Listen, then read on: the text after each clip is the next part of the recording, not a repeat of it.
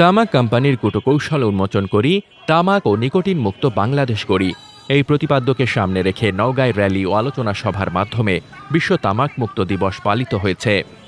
নওগাঁ জেলা প্রতিনিধি আব্দুল মজিদ মল্লিকের প্রতিবেদনে থাকছে বিস্তারিত।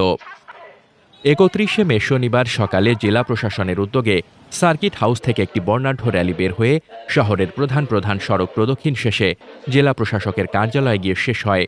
পরে জেলা প্রশাসকের সম্মেলন কক্ষে অনুষ্ঠিত হয় আলোচনা সভা। আলোচনা সভায় প্রধান অতিথি হিসেবে উপস্থিত ছিলেন জেলা প্রশাসক মোহাম্মদ আব্দুল আউয়াল।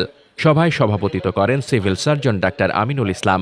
বিশেষ অতিথি হিসেবে বক্তব্য রাখেন অতিরিক্ত পুলিশ সুপার সুমন রঞ্জন সরকার, ডেপুটি সিভিল সার্জন ডাক্তার মনির আলী আকন্দ, বিএমএ নওগাঁ শাখার সভাপতি ইস্কেন্দার হোসেন এবং নওগাঁ জেলা প্রেস ক্লাবের সভাপতি রায়হান আলম।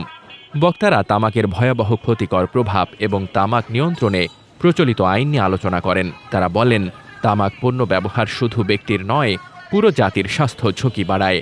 এজন্য সরকারি বেসরকারি উদ্যোগে সচেতনতা বৃদ্ধির পাশাপাশি আইনের কঠোর প্রয়োগ জরুরি।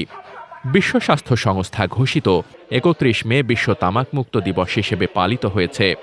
দিবসটি উপলক্ষে নওগাঁয় আয়োজিত এ অনুষ্ঠানে বিভিন্ন শ্রেণী পেশার মানুষ অংশগ্রহণ করেন। মোহাম্মদ শামীম রেজা, দৈনিক খোলা চোখ। আপনার স্বপ্নের যাত্রা হোক ফ্লাই ইনফিনিটির সাথে।